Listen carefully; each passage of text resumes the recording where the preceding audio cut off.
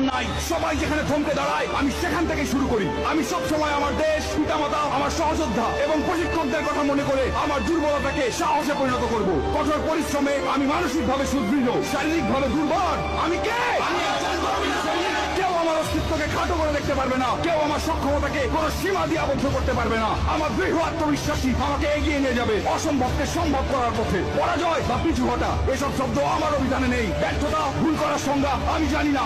আমার হৃদয় দুর্বলতার কোনো স্থান নেই। আমি কে?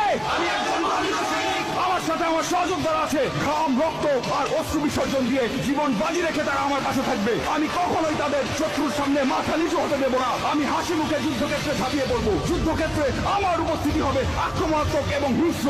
শত্রু আমাকে দমিয়ে রাখতে পারবে না।